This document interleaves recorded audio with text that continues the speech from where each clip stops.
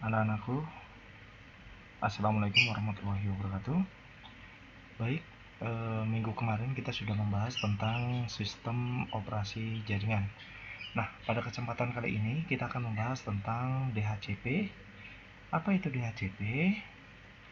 Nah, setelah kita menguasai tentang apa-apa saja yang digunakan untuk menginstalasi sistem operasi, nah saatnya kita lanjut, yaitu untuk materi berikutnya. DHCP adalah Dynamic Host Control Protocol. Ini adalah protokol pengalamatan host secara dinamis. Nah, dalam sebuah jaringan yang besar akan ada bagian yang pengalamatan IP address tidak begitu kritikal. Di bagian ini pengalamatan IP bisa dilakukan secara dinamis dan otomatis. Apabila dalam sebuah jaringan diwajibkan memberi IP satu persatu dengan manual, maka akan memakan waktu yang sangat lama. Misalkan ada jaringan dengan pengguna 1.500 orang, maka akan membutuhkan pengaturan alamat IP secara manual di tiap komputer sebanyak 1.500 kali. Tentunya ketika memberikan sebuah alamat lebih banyak dari 1.500, maka akan membutuhkan waktu yang sangat lama. Maksudnya adalah, jadi ketika kita sebuah server ingin memberikan alamat atau memberikan alamat IP kepada host atau klien dengan menggunakan DHCP ini dimaksudkan adalah secara otomatis, jadi tidak memakan waktu lama asalkan alamat atau IP-nya masih tersedia, anak-anakku semua. Baik, nanti Bapak akan menjelaskan lebih lengkap dan lebih rinci lagi. Kita masuk ke slide berikutnya. Karena itulah DHCP ada sehingga komputer host tetap bisa terhubung dengan jaringan secara otomatis meskipun tidak mendapatkan IP address sesuai yang diminta. Tapi sudah pasti akan mendapatkannya apabila IP masih tersedia dan DHCP server berjalan normal. Ini maksudnya. Kemudian, pendapatan IP mempunyai waktu yang terbatas. DHCP mengatur agar IP bisa digunakan berulang-ulang. Ada batas penyewaan waktu yang harus disetujui oleh host.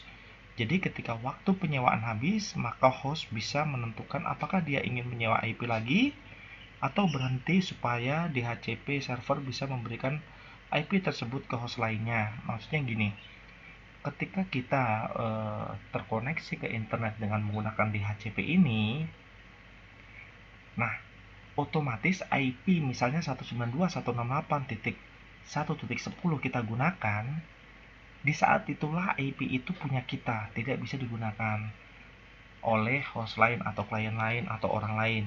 Tetapi ketika DHCP itu waktunya sudah habis, kita sudah closing, maka yang 10 itu bisa digunakan oleh host yang lain. Itu maksudnya. Jadi host itu akan bisa digunakan oleh orang lain ketika orang yang pemakai awalnya itu sudah meng-closing atau sudah habis waktu sewanya. Beberapa IP juga bisa diberikan secara statis untuk MAC address tertentu, sehingga IP tersebut bisa diserahkan secara eksklusif untuk beberapa mesin yang memang krusial dengan IP tersebut. Misalnya membuat DNS server atau HTTP server lokal di daerah yang diatur IP-nya oleh DHCP. Jadi, DHCP tidak terbatas hanya bisa memberikan IP dinamis dan tidak teratur. Beberapa bisa teratur sehingga membuat DHCP lebih fleksibel dalam keadaan. Nah, cara kerja DHCP itu seperti apa? Bisa Bapak bacakan di sini. DHCP server bekerja dengan cara menawarkan diri sebagai DHCP server dan menawarkan IP kepada host yang terhubung. Host akan meminta alamat IP kepada DHCP, lalu DHCP server akan memeriksa apakah masih ada alamat yang tersedia dan alamat apa saja yang tersedia itu. Kemudian, setelah diketahui adanya alamat yang tersedia, maka DHCP server akan memberikan kepada host tertentu alamat tersebut. DHCP juga menyimpan informasi tambahan seperti DNS server yang harus digunakan, beserta default gateway-nya. Alamat IP diberikan lengkap dengan informasi kapan dia kadaluarsa sehingga host bisa meminta lagi dan DHCP server bisa menyatakan alamat tersebut sudah bebas dan bisa digunakan kembali baik oleh host yang sama atau yang berbeda. Nah, ini maksudnya yang tadi Bapak jelaskan. Jadi ketika alamat IP itu sudah habis, maka alamat itu sudah tentunya bisa digunakan oleh host yang lain. Bisa kita lihat di sini, yaitu diagramnya adalah ketika ini adalah host, klien atau orang ya, dia merequest ke DHCP server.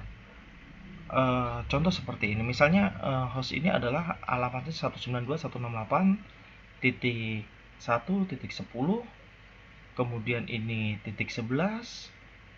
Nah, setelah dua host ini merequest dan diberikan oleh server di ACC, nah ketika ini belum online, tetapi ketika sudah berjalan waktu, yaitu misalnya 2 jam ini titik 10-nya sudah closing, maka IP tersebut yang ada di sini bisa digunakan oleh host yang terakhir, seperti itu. Jadi ketika sudah menggunakan alamat IP yang lama dan dia sudah menyatakan closing atau waktu sewanya sudah habis, ini bisa digunakan oleh host yang terakhir.